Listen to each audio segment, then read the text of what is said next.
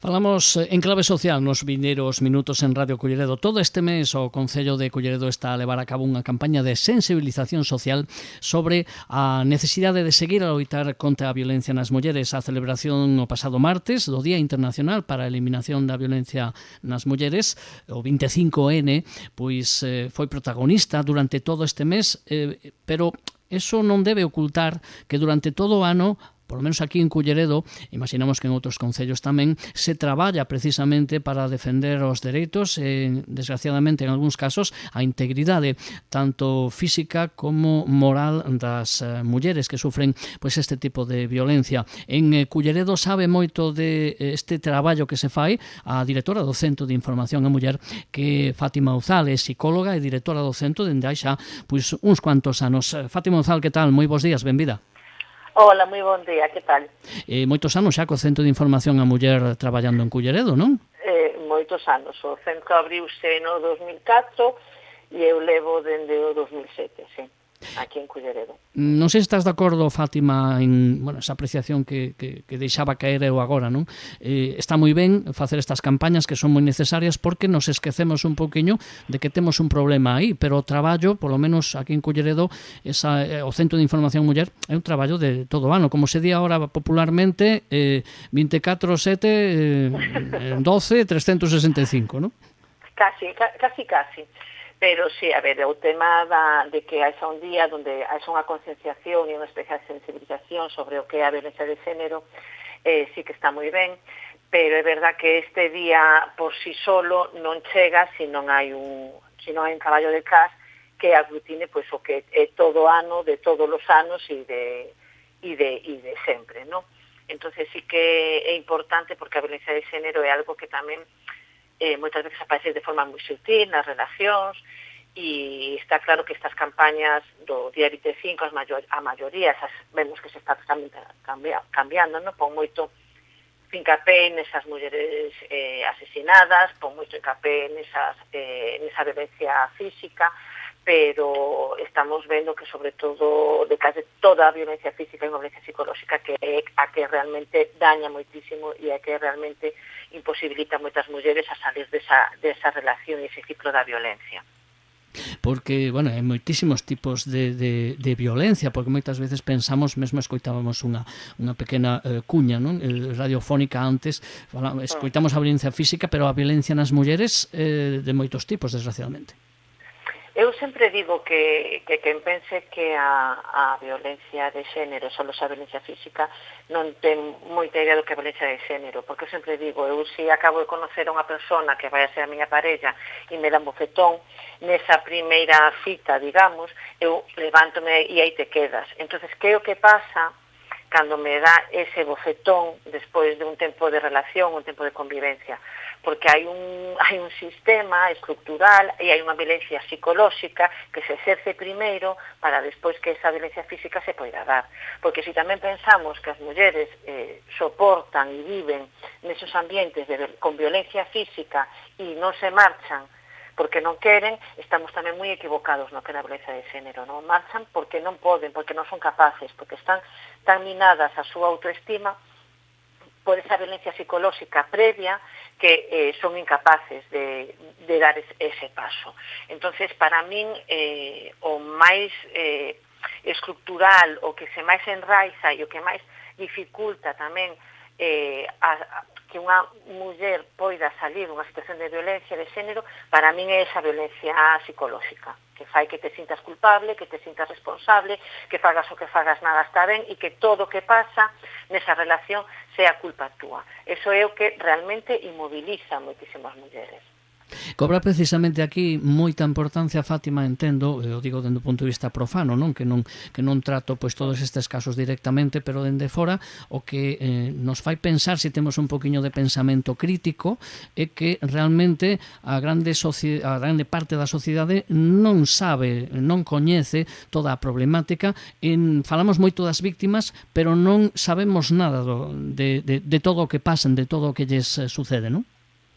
Non, porque, por desgraza, na que se está empezando a visibilizar moito máis, e iso para min tamén é un adianto, no? Que debería de acompañado de máis recursos, pero bueno, o que se visibilice moito máis, empezamos a darnos conta, pero se facemos a reflexión, a violencia de xénero hasta non hai moito, era un problema do doméstico, do ámbito personal, do ámbito íntimo. Entonces, ese ámbito normalmente sempre está moito máis tapado polas vítimas, polos agresores e pola sociedade mesma que tampouco quere mirar. Entonces, a mí sí que me parece que hai un cambio importante cando se empeza a poñer o foco e empezamos a mirar que é o que está pasando, non? Nos queda moito e hai moita reflexión que facer e ainda hai xente que dice eu aquí non me meto, eu escoito isto no meu edificio pero non me quero meter porque non me podo meter na vida dos demais, pero sí que estamos empezando a ver que eso está cambiando e cando se ve, cando se visibiliza e cando se nomea e cando empeza a ter nombre e somos capaces de ver a magnitude que eso ten, porque violencia hai moitísima violencia, digo, en moitos programas de televisión, en moitos realities, sabemos unha violencia estructural sobre a muller que a temos totalmente normalizada e non facemos ningún tipo de reflexión, pero a estamos consumindo e a estamos e engullimos sin facer ningún tipo de crítica e entonces despois devolvemos eso. Falábamos estes días, tíamos a Susana López Bogo, técnica de igualdade aquí en Culleredo, a coordinadora do Centro de Información e Participación Juvenil, Ana Oteruelo.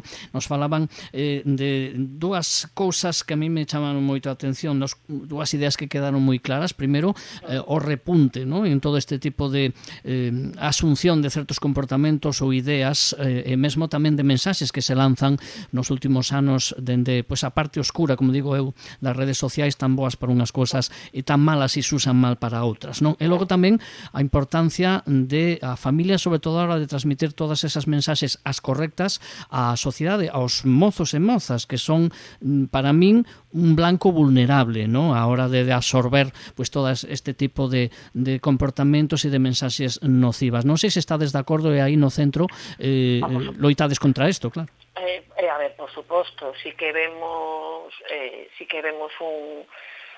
a ver, as redes sociais para mí non son boas ni malas en sí mesmas, é bo ou malo o uso que faz delas. A utilización, ¿no? Claro, lógicamente. Sí que é verdad que as redes sociais en este momento nos están polarizando en todo, ¿no? E na violencia de xénero, pois non iba a ser menos. A violencia de xénero temos a postura que dice que sí que existe e a postura que dice que non existe. Temos donde as mulleres temos moitísimos dereitos e os homes se quedan sin dereitos.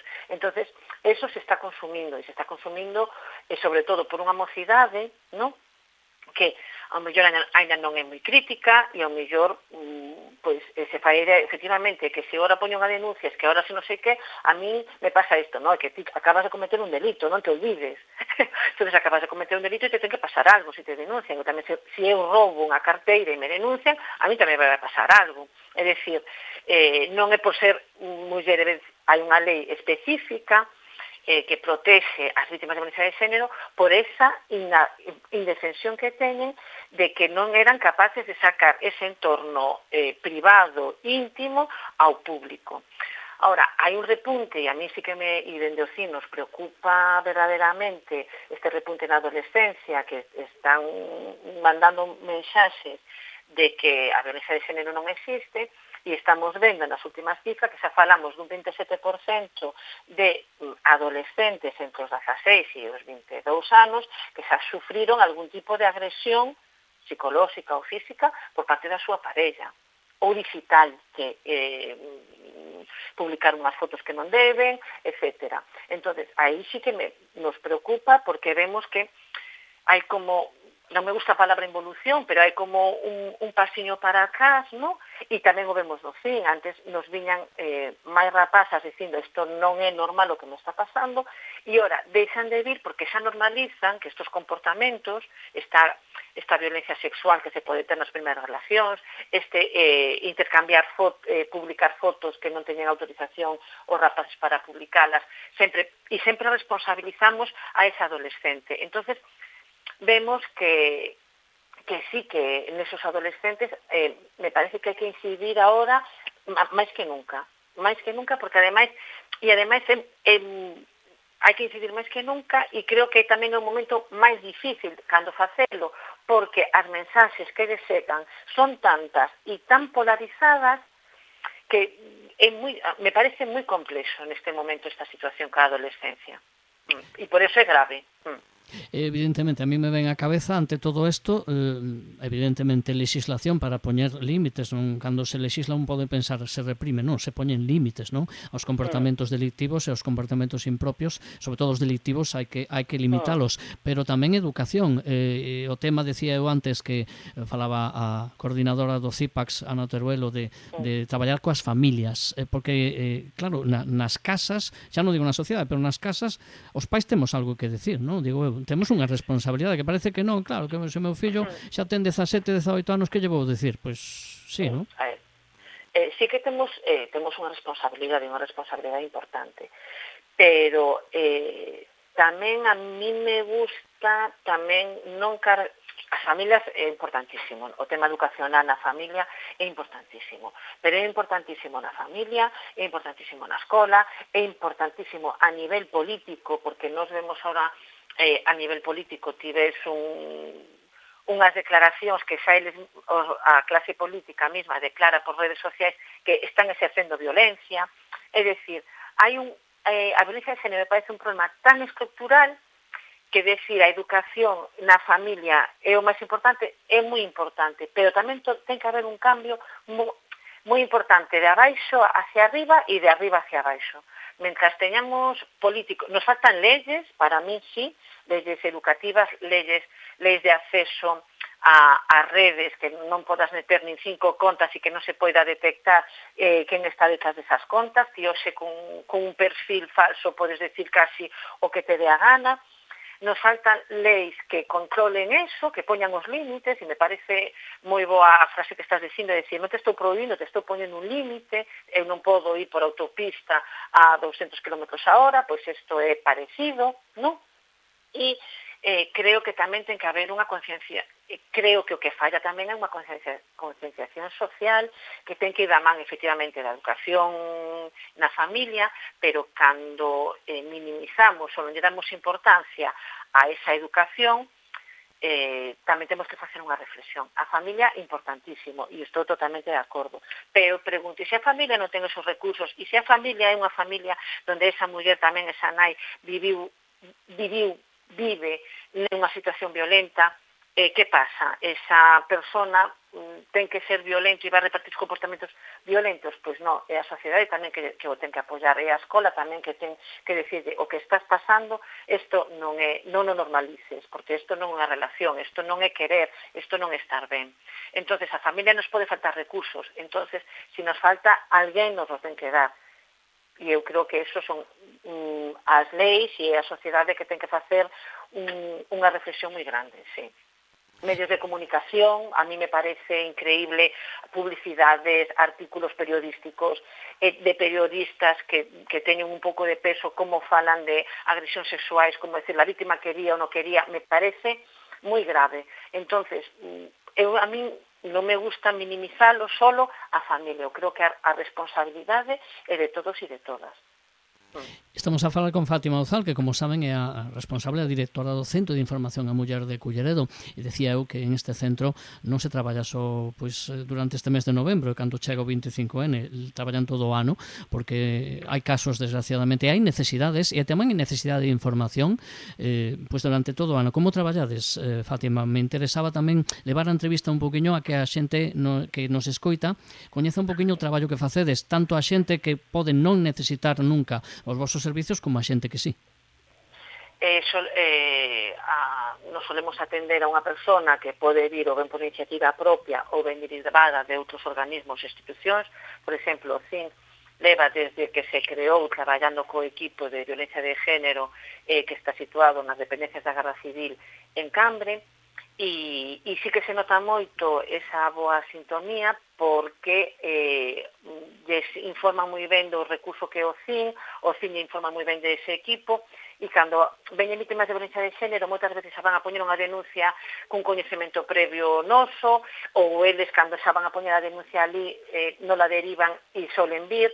Entonces, unha persona que este vivindo unha situación de violencia pode chegar por iniciativa propia, porque ela se fai a su discurso de que isto non está ben, pero non quere denunciar, non sabe como pode facer, e aquí lle damos todo o apoio e a información necesaria, tanto un sustento, un apoio tanto a nivel emocional como xurídico, porque o CIN consta tamén dun asesor xurídico, e aí xa ten a información, sempre digo a información sempre é poder, cando xa dan desde os organismos oficiais e que están especializados en isto, e a partir de aí iniciamos un camiño acompañando a esa muller, respetando en todo momento a decisión que ela tome, porque o objetivo sempre é que ela chegue e aprenda a pensar en si misma, máis que nese agresor, nesa familia, que chegue a pensar en si misma, pero non respetamos todas as decisiones que se tomen, tanto como a non denuncia, como a denuncia, e intentemos acompañala en todo o proceso. O objetivo é que chegue a denunciar e que salga desa situación de violencia. Pero si lle leva unha semana, e si lle leva 6 meses, 6 meses. Non entramos no número de casos nin estatísticas, pero evidentemente hai casos e os casos que se producen que en Culleredo en outros concellos, claro, eso sí que é a demostración de que o problema está na rúa e que está na sociedade. Que negalo me parece moi difícil de que haxa xente que sustente pues esta negación, ¿no? de que existen os casos. Neste caso, vos como traballades normalmente, porque os ven derivadas, como me decías antes, ou os ven moita xente o mellor motu propio, ou simplemente a informarse? Hai xente que ven a informarse, que o que facemos, porque oíron, porque hai algo que pensan que non está ben, non se sinten ben, e veñen a informarse. A maioría dos casos concretos de violencia de xénero, hoxe por hoxe nos veñen derivados tamén da Garda Civil. Hai outros, podríamos falar ao mellor dun 40, 60 que veñen da Garda Civil e uns 40 que veñen por iniciativa propia que non teñen denuncia. As persoas que teñen, as víctimas que xa teñen unha denuncia, nos veñen derivadas a maior parte pola Garda Civil. Por iso digo que se nota moitísimo que é este equipo especializado en violencia de xénero, porque o tratamento da información e como asesoran as víctimas, de verdad que eu noto moito na miña forma de traballar, a mí me facilita moitísimo. E despois estas mulleres que veñen, que sí que son víctimas, incluso moitas veces elas non o saben, elas se sinten mal e veñen con problemas, estou moi triste, estou moi cansada, estou moi non sei que, e cando escarbas un pouquiño te das conta que hai unha situación de violencia, o que intentamos é, claro, o procedimento xa é outro, os recursos xa non son os mesmos, e o procedimento é acompañala no todo o proceso, nos chamamos o apoio no proceso de toma da decisión de denunciar, ou non, pero acompañala en todo ese proceso, ¿no? A que ela tome consciencia de que sí que é unha vítima de violencia de xénero, que o que está vivindo non é unha situación normalizada, e entonces facemos ese acompañamento. Os casos siguen aumentando, por desgracia, ano tras ano. Entonces, a mí non me gusta falar de estadísticas porque eu creo que todas as mulleres pasamos por situacións violentas por ser mulleres en algún momento da nosa vida con maior ou menor intensidade, pero os casos de violencia de xénero e cada vez máis graves, ¿no? E cada vez pues, nos chegan tamén máis adolescentes. Non podo facer unha valoración de por clases sociais, por idade, porque ao final está en un problema tan estructural que está en todas as clases sociais, está en todos os niveis de formación que poden ter as mulleres e está en todas as idades. Por eso me parece que é un problema estructural moi complicado e moi grave, e que aquel cousa que fagamos a maiores sempre vai a ser benvida e temos que facer máis. Onde está o centro e como funciona normalmente? Cal é a vía, aparte de vir derivados, non? Neste caso, como se traballa?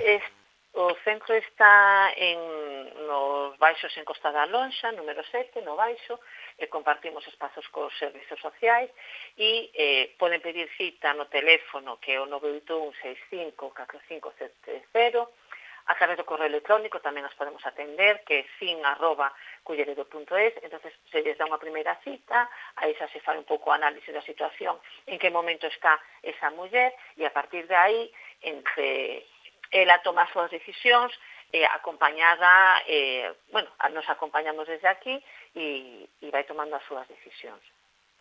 O horario é de 9 a 2 e estamos aquí para o que queiran. Ainda que solo se alguén nos está escoitando e se sente un pouco interpelada ou conocer a alguén, pode chamar, pedir información, pedir unha cita e se explica sin ningún tipo de problema cales son os procesos e que pasa en todo este proceso entre que denuncio, entre que non denuncio, etcétera. A Fátima Gonzala, directora do CIM de Culleredo, do Centro de Información á Muller, lle temos que agradecer moitísimo, porque entre, o traballo que ten que facer ela, aparte está esta entrevista que nos, como somos os que a facemos, que considerábamos importante, pero ela ten moitísimo traballo, les aseguro que traballan moitos compañeros e compañeras, especialmente no CIN, así que lle agradecemos moito a Fátima que hoxe nos axudarás a reflexionar un pouquiño. Non sei se te queda ao mellor algunha mensaxe final. Habría que decir algo a aquela persoa que non dá o paso ou que simplemente quere empoderarse, porque en xeral, porque vos tratades casos de violencia de xénero e tamén de mulleres que ao mellor queren dar un paso adiante na súa vida e non se enfrontan a unha situación así, para tamén saber defenderse se lles sucede, non? Sí. A mí me gustaría decir que non teñan medo e, sobre todo, que se informen. E que cando acudan ao CIN, a súa decisión se vai a respetar sempre, as súas emocións se van a cuidar e a coller sempre, entonces que acudan en la que solo sean informarse. Se les vai a respetar os seus tempos, se les vai a respetar as súas decisións, pero que acudan, que se sintan que hai alguén que as vai a coller, que as vai a escoitar e que as vai a recibir. Para min eso é o máis importante. Fátima Gonzalo, moitísimas gracias. Graciñas a vos. Un saúdo.